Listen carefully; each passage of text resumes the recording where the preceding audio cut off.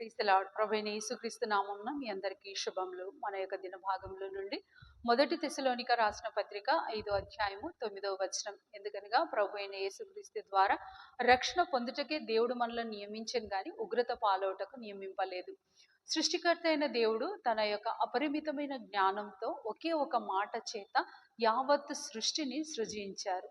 వాటిపైన ఒకరు ఏలాలని మానవుడిని తన యొక్క సొంత రూపంలో తన స్వారూప్యంలోకి సృజించి ఈ భూమి అంతా నిండాలని, అభివృద్ధి చెందాలని, విస్తరించాలని ప్రతి ఒక్క సౌకర్యం ఇవ్వబడింది.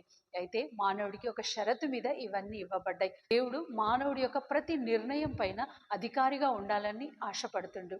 కానీ మానవుడు తన యొక్క స్వాతంత్రత కోరి ప్రతి బంధకం నుంచి విడిపించబడాలని దేవుడి మీద ఘోరమైన తిరుగుబాటు చేసి ప్రతిదీ విడిచిపెట్టువాడుగా ఉన్నాడు. ఆ ఘోరమైన తిరుగుబాటుకి ప్రతిఫలమే ఘోరమైన ఉగ్రత మానవుడి పైన రావాల్సింది.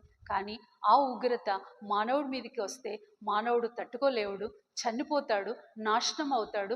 నష్టపరచడం దేవుని యొక్క ఆశ కాదని ప్రభు ఆ ఉగ్రత అంతా తన కుమారుడైన యేసుక్రీస్తు ప్రభు వారిపైన వేశారు. ఆయన నరవతారిగా భూమి మీదకి రావాల్సి వచ్చింది. భూమి మీదకి వచ్చటం మాత్రమే కాక మన కొరకు ఆయన ఆ కలువరి సిలువలో రక్తం కార్చవలసి వచ్చింది. ఆయన రక్తం చిందించటం ద్వారా మనకు గొప్ప రక్షణ దొరికింది. ఆ ఉగ్రత అంతా ఆయన మీద వేసుకున్నారు. మనం పొందవలసిన శిక్ష అంతా ఆయన మీద పడ్డది. మనం పొందవలసిన పెయిన్ అంతా ఆయన అనుభవించాడు. మనము చిందించవలసిన రక్తం అంతా ఆయన చిందించాడు. తద్వారా మనకు దొరికిన ఆ గొప్ప రక్షణనే దాన్ని బట్టియే ఈనాడు మనం విడుదల చేయబడ్డాం. దాన్ని బట్టియే మనం ఇవాళ స్వతంత్రులమైనాం.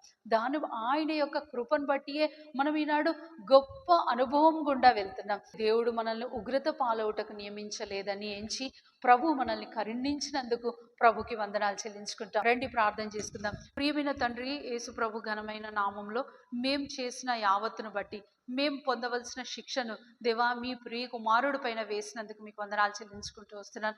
ఆ ఉగ్రత నుంచి మమ్మల్ని తప్పించినందుకు, ఆ శిక్ష నుంచి మమ్మల్ని తప్పించినందుకు, మమ్మల్ని స్వతంత్రులుగా చేసినందుకు మిమ్మల్ని హృదయమారా ఆరాధించుకుంటూ పూజిస్తూ నీతో ఉండే ఆ గొప్ప నిరీక్షణ మాకు దయచేసినందుకే మీకు వందనాలు చెల్లించుకుంటూ యేసుక్రీస్తు పరిశుద్ధమైన నామంలో నా యొక్క స్తుతి ఆరాధన సమర్పించుకుంటున్నాను తండ్రి.